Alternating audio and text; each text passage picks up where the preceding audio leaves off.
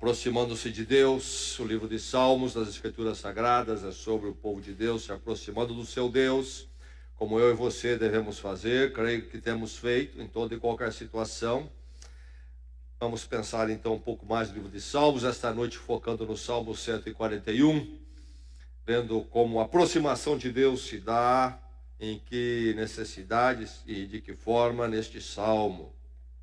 Antes de lermos o Salmo 141, vamos recordar o Salmo 117, o menor dos salmos, mas o salmo que expressa esta verdade geral de que todos devem se aproximar de Deus e buscar o Senhor.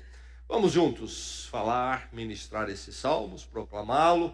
Juntos, louvem o Senhor todas as nações, exaltem-no todos os povos, porque imenso é o seu amor leal por nós, e a fidelidade do Senhor dura para sempre. Aleluia.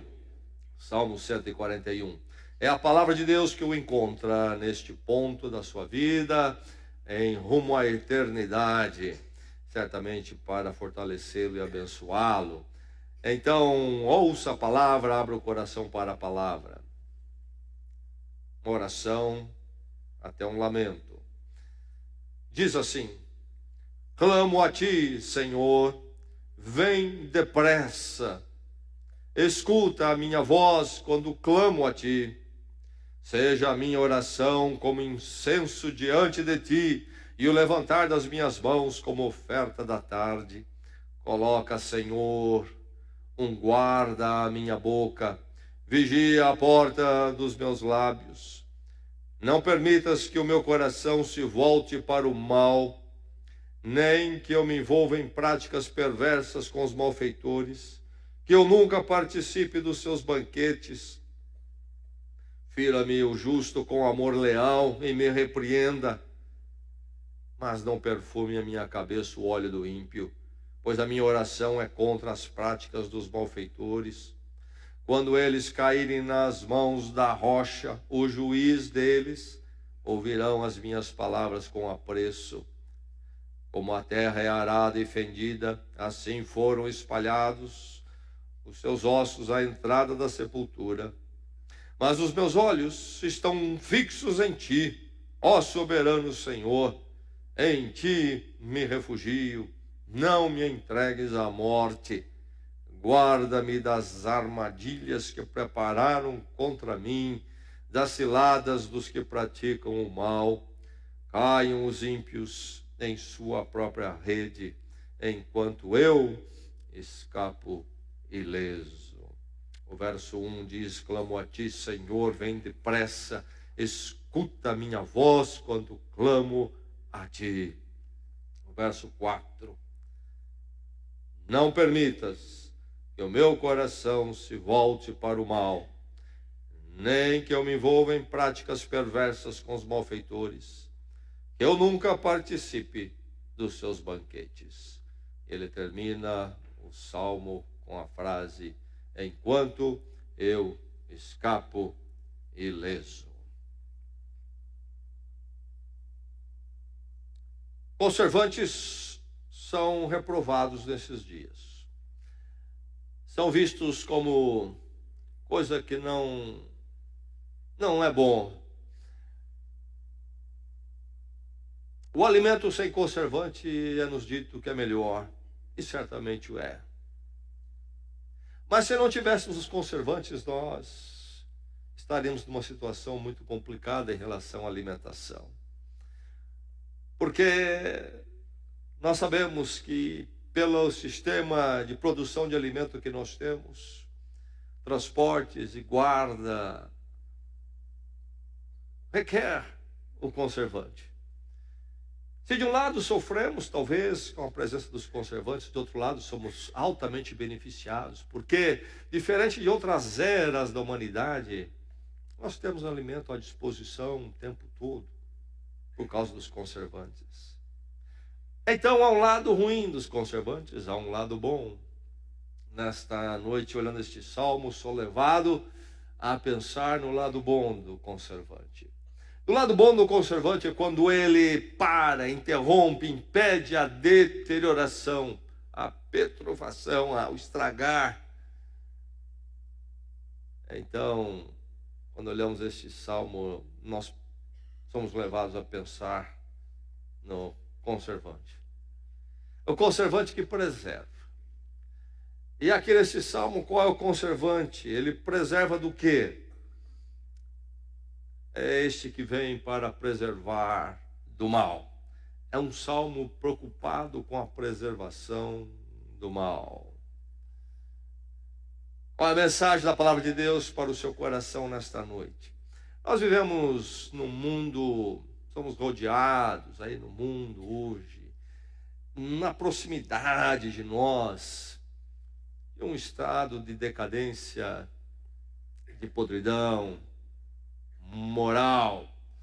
E nós estamos próximos demais, facilmente podemos ser afetados, contaminados, e triste será esse dia.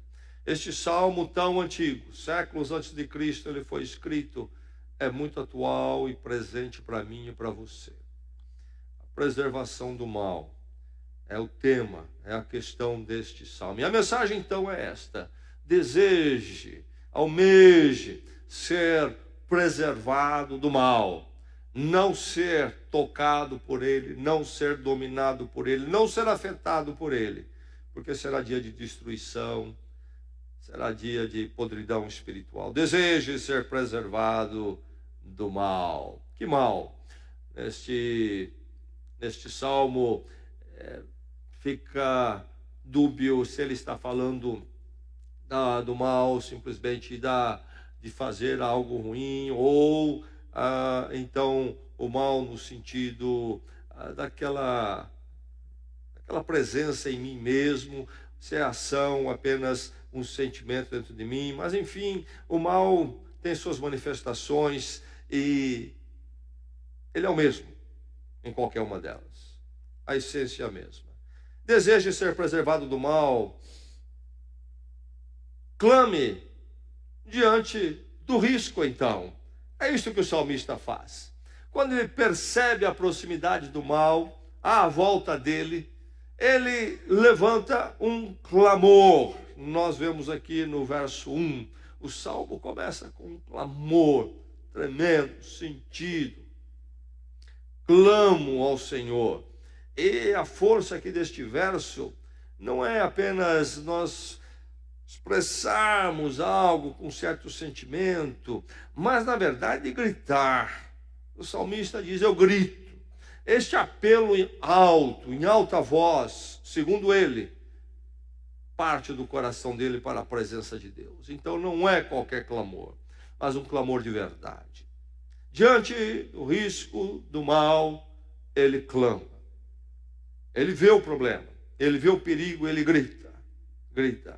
E ele inclusive vai dizer a Deus, pedindo o socorro, que Deus venha depressa, antes que seja tarde, antes que ele seja atingido, antes que ele seja contaminado.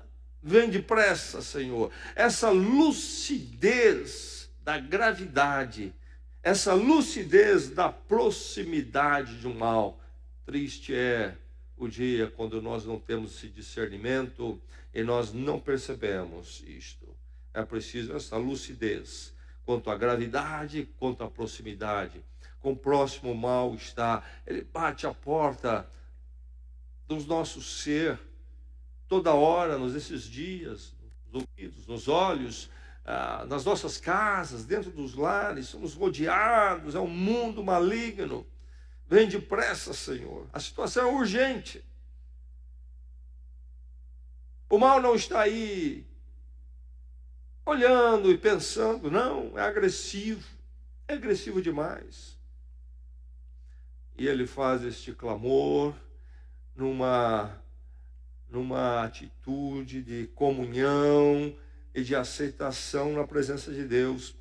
Ele diz que o clamor dele, a oração dele é como incenso e oferta da tarde. Quando então se oferecia os sacrifícios no templo ao fim do dia, havia os de manhã, mas este é o fim do dia. a oração vespertina. Este salmo é a oração vespertina. E aqui então, este momento dele com Deus, no final dos dias, de uma comunhão muito íntima, de aceitação, quando há então os sacrifícios, o incenso que agradava a Deus, lá no templo em Jerusalém. Assim é a oferta da tarde, o sacrifício, assim é a oração dele. Este clamor que chega à presença de Deus. Deus quer ouvir o nosso clamor quando nós estamos diante do mal. Deus está preocupado conosco. E ele fala sobre levantar as mãos dele nesses versos. Quando ele fala do clamor, verso 1 e 2, levanto as mãos. Sinal de dependência.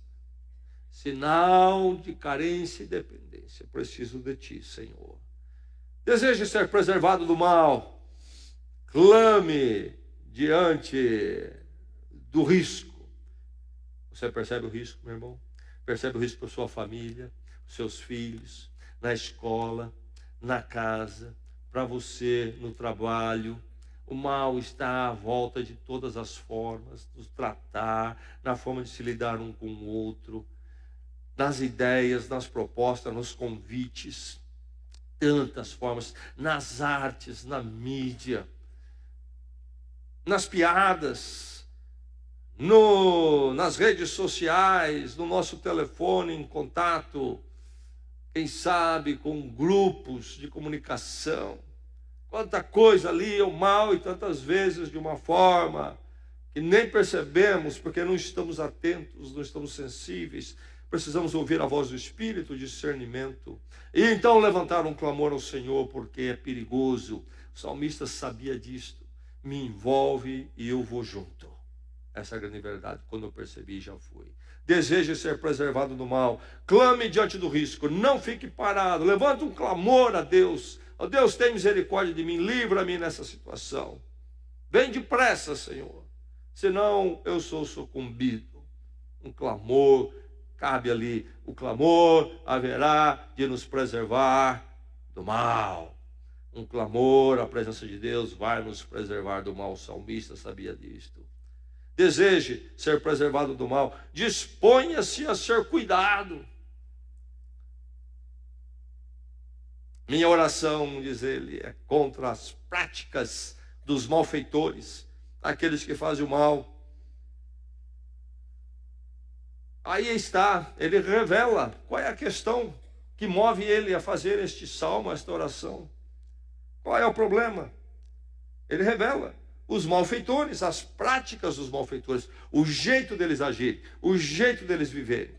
Não é necessariamente a agressividade, mas o mal, como eu já disse, na intenção, no relacionamento, no armar junto.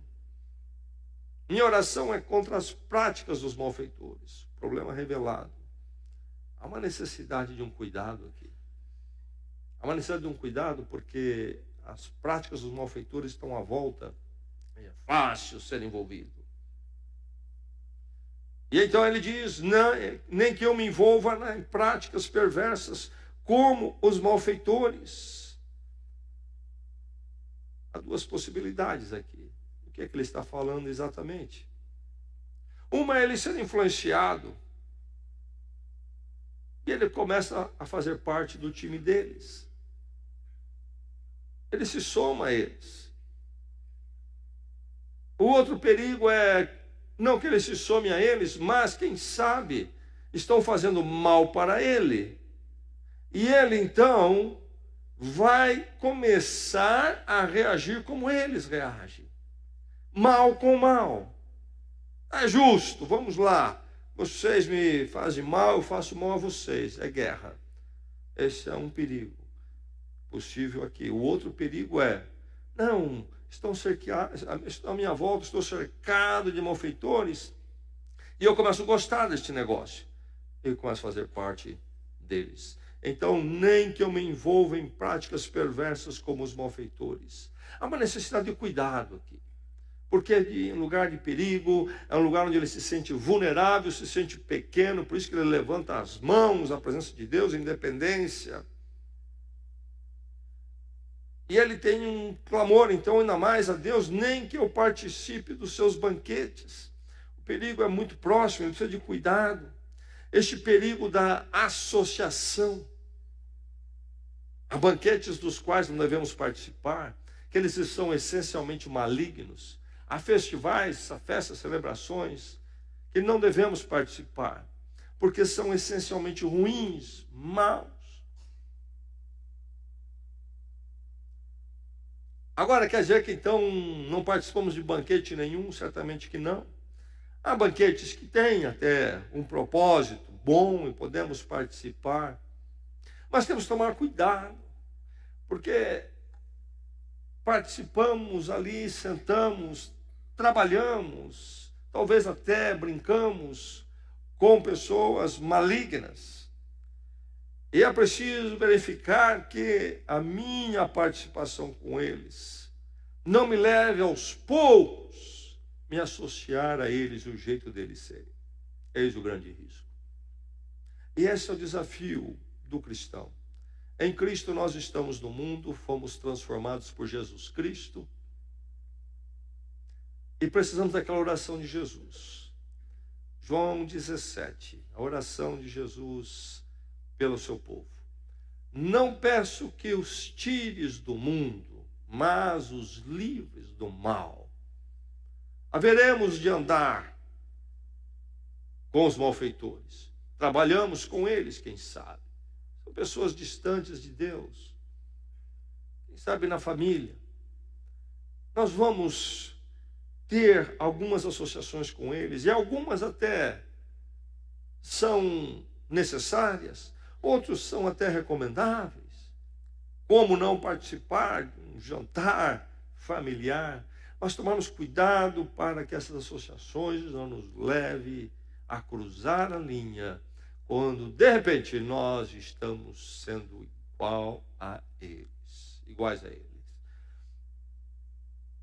É preciso esse cuidado, porque a luta é muito grande, a armadilha é tremenda. E aí, então, ele diz: não permitas que meu coração se volte para o mal, nem envolva em práticas perversas. O desejo dele é o que aqui? O desejo dele é de ser blindado. Ele tem uma necessidade. Eu preciso ser blindado, Senhor. Vivemos na era quando se fala em carros blindados para proteger contra a ação de criminosos. Nossa vida com Deus, nossa vida espiritual, também precisa ser blindada. Somente Deus pode nos blindar. Não permitas, ó Deus. Não permitas que meu coração se volte para o mal, nem se envolva em práticas perversas. Blinda, Senhor. Que nada penetre, nada entre. Ele quer ser cuidado por Deus. Ele deseja ser cuidado. Ele quer ser blindado por Deus. Por isso ele vai dizer: coloca um guarda na minha boca. Bloquear o mal na fala. É muito fácil cair no mal pela fala. Tiago, no Novo Testamento, escreve sobre o problema da língua, como ela é poderosa e terrível.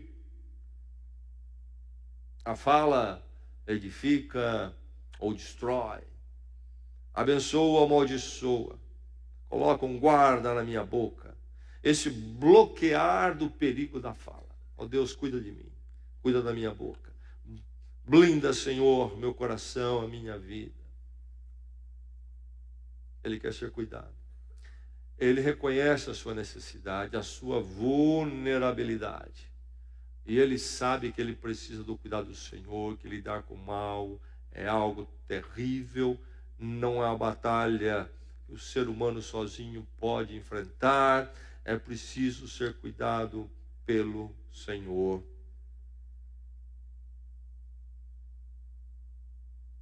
Por isso ele diz: não perfume a minha cabeça o óleo do ímpio. O óleo aqui é bálsamo, era algo agradável naquela cultura, naqueles dias, como, por exemplo, o perfume é para nós hoje. Era algo altamente atraente. Mas ele diz: o óleo do ímpio, esse óleo, Senhor, não caia sobre a minha cabeça. O agrado do ímpio, o agrado daquele que não vem com a intenção de fazer a vontade de Deus, pelo contrário, que ele não venha com essa sutileza de um óleo muito interessante, e eu começo a ficar vendido às ideias dele, à proposta dele. E sabe, ele não vem com óleo, mas me convida para um programa muito interessante. E eu vou, e quando eu chego lá, ele dita as regras, e a turma dele dita as regras, e quando eu vejo, eu faço parte dele, porque eu não tenho resistência para dizer não, porque ele colocou óleo sobre a minha cabeça. Não permita na minha cabeça o óleo do ímpio. Mas ao contrário, o que ele diz: fira-me o justo com amor leal e me repreenda. Que pedido. Que pedido. Ele deseja ser cuidado. É como um filho dizendo para o pai: pai, quero pedir um favor. Você, por favor, me repreenda, tá bom? Quando precisar. Seu filho já lhe pediu isso? Pai, eu quero te dar uma autorização, viu? Toda vez que precisar, você dá um jeito em mim. Quando você perceber, vem firme. Tá autorizado. Autorizado. É isso que ele está dizendo aqui. Fira-me o justo. Eu não quero o óleo do ímpio, o agrado do ímpio, o prazer enganoso, envolvente que o ímpio pode trazer, a armadilha.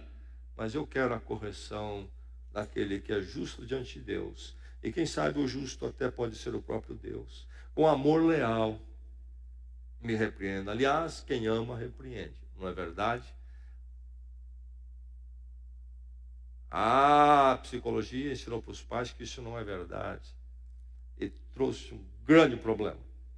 A verdade é que o amor repreende.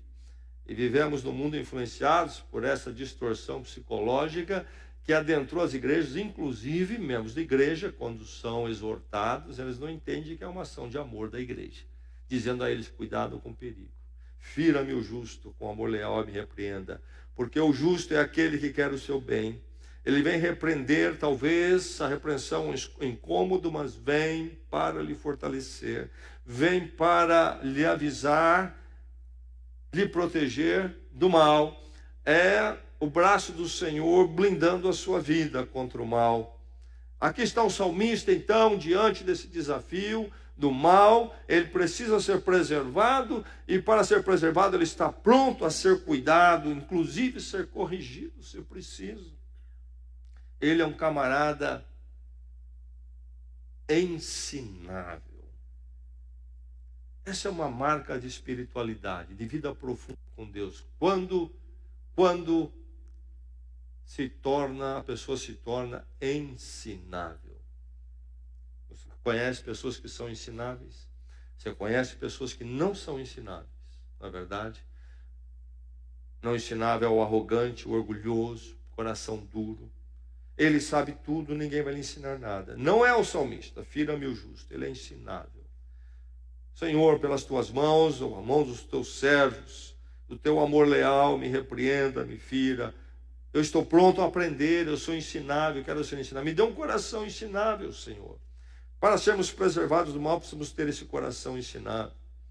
Quando nós queremos ser, sim, se necessário, corrigidos, exortados, não somos aqueles que dizem: nós sabemos tudo já, não aprendo nada com ninguém, não preciso ouvir nenhum estudo bíblico, não preciso participar de nenhuma outra mensagem, eu já sei tudo, ninguém precisa falar comigo, eu sei da minha vida, você não toca na minha vida. Essas tiradas que às vezes até próprios crentes apresentam, que na verdade são mundanas, não tem nada a ver com o Evangelho de Jesus Cristo. Ser ensinável.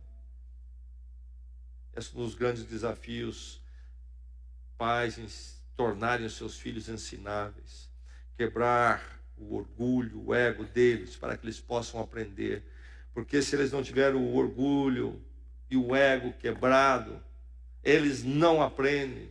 E o que se vê hoje em relação pais e filhos, inclusive com crianças pequenas, em lugares públicos, é crianças que não são ensináveis, porque os pais não souberam e foram dito a eles que eles não podiam quebrar o ego e o orgulho da criança. E aí fica aquela coisa ridícula entre, por exemplo, um cidadão de 6 anos e um de 40. E o mesmo acontece entre nós e Deus, entre nós e nossos irmãos. Eu preciso ser ensinável, eu não sei tudo. Homens têm dificuldade de serem ensináveis. Eu não participo porque eu não preciso, eu já sei. Eu sei tudo. Este orgulho masculino, terrível, terrível. É preciso ser ensinado. Aquele que está sujeito a aceitar a correção, a aceitar a adição daquilo que fortalece a sua vida. Enfim, deseje ser preservado do mal, disponha-se a ser cuidado. Eu preciso do cuidado. Deus, cuida de mim. O mal está por aí, está à minha volta. Ele vem de forma traiçoeira e pode me apanhar pelo lado, por detrás. Oh Deus, cuida de mim. Usa os seus recursos para cuidar de mim. Usa a tua igreja, oh Deus, cuida de mim. Eu preciso do cuidado. Ser preservado do mal passa por isto. Estar aberto a ser cuidado. E deseje ser preservado do mal, mantenha-se firmemente focado. Você tem foco? Ou você olha para todo lado e para lado nenhum? Nós vivemos dias difíceis para o focar, devido à quantidade de informações e mensagens no ar. As pessoas estão com muita dificuldade em focar. E há muitos pais preocupados com seus filhos. Existe entre as muitas classificações que agora dão para as pessoas e particularmente para as crianças, dentro desse mundo complicado chamado psicologia, que surgiu pouco tempo atrás na humanidade. Existe um até que fala do déficit de atenção. E logo que a criança fica um pouco agitada, os pais já pensam em levar para não sei o quê, e já vão querer dar droga para a criança. Bem, em primeiro lugar, a criança realmente não é muito focada, pesquisa de pais. Eu não era focado nos meus deveres de casa quando era criança. E hoje os pais ficam preocupados e se deixar dão remédio para a criança. Eu precisava da minha mãe me dizer que eu tinha que focar nas minhas lições. Havia muita coisa interessante acontecendo ao mesmo tempo. E mais interessante que as lições. E mais, o excesso de estímulo torna ainda as crianças mais vulneráveis e menos focadas. Eu ganhava no máximo 2 presentes por ano, brinquedos, na minha infância. Um no Natal, possivelmente um no aniversário. E aquele brinquedo recebia todo o meu foco. E eu ia usar aquele brinquedo até que ele se acabasse, de tanto que eu ia brincar com ele. Era aquele ali, e um só. Eu fui no aniversário e tinha uma parede inteira de pacote de presente para a criança. E começaram a abrir aquilo lá tudo. Não há estrutura humana para aquilo. Vai ficar desfocado. Enfim, nesses tempos presentes de carência no focar, não podemos ser desfocados na questão espiritual diante do mal. Como discípulos de Jesus Cristo, precisamos estar focados, mantenha-se firmemente focados.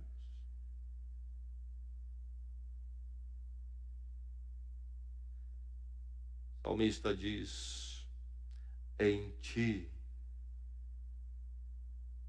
me refugio. Tu és o meu refúgio. Percebeu o foco? Abrigo definido. Ele não tem 300 refúgios, nem 20, e nem mesmo 5. Ele tem um. Tu és o meu refúgio. Diz ele. Quem é o seu refúgio? Quem é o seu refúgio? Você já definiu isto na sua mente, no seu coração? Você está focado em quem é o seu... Como é que você vai focar se você não definiu ainda qual é o seu refúgio? E você olha para cá e olha para lá. O meu refúgio. E por isso ele vai dizer: os meus olhos estão fixos em ti, ó soberano Senhor.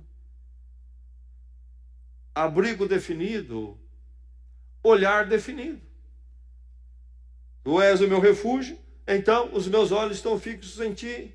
Já defini, o meu abrigo é o Senhor. Então, para onde vou olhar? Meus olhos vão olhar para Ele, não para o mundo, não para as ideias que o mundo tem, não para os deuses do mundo. Diante do mal, mantenha-se firmemente focado. E se você se manter firmemente focado, você vai ser preservado do mal. Se os seus olhos estiverem no Senhor, eles não estarão em outro lugar que não convém. Por isso a petição dele: guarda-me das armadilhas que prepararam contra mim. O meu refúgio é o Senhor. Meus olhos estão fixos nele. Então, a minha oração a ele é definida também e clara. Guarda-me das armadilhas que prepararam contra mim. Você vê a palavra armadilha aqui? Nunca se esqueça dela. Muitas vezes o mal bate de frente. E é um tanto quanto mais fácil lidar com ele. Mas via de regra, o mal é ardiloso. Ele haverá de trabalhar com iscas, com camuflagem. Lembra-se o que ele já disse aqui? Eu não quero o óleo do ímpio na minha cabeça. É difícil dizer não para um perfume maravilhoso. Mas por detrás desse perfume maravilhoso, o que é que vem? O que vem junto? Armadilha. Mal e ardiloso. Haverá de lhe envolver. Isso então, esta petição a ele. Eu preciso do meu refúgio, Deus. Eu preciso olhar para ele firmemente, porque senão eu acabo envolvido. Mal é traiçoeiro demais, é envolvente demais, é forte demais. É preciso o socorro do Senhor, é preciso que eu olhe para Ele, somente para Ele, porque uma olhadinha para o lado pode ser fatal. Deseje ser preservado do mal. Você tem esse desejo? Você tem esse desejo? A oração do Senhor Jesus Cristo, a chamada oração do Pai Nosso, diz: não nos deixes cair em tentação, mas livra-nos do mal. Ou será que você está querendo dançar com o mal e achar que vai sair ileso de lá? Livra-nos do mal. Dentro do seu coração e da sua casa, esta oração do Senhor ressoe todo dia e toda hora. E ressoe na sua vida, enquanto você estiver fora da sua casa, onde você for. E você sempre deseje ser preservado do mal. Porque toda vez que você for preservado do mal, quer dizer que você estará com Deus em paz e alegria. Que o Senhor o guarde do mal. Vamos orar.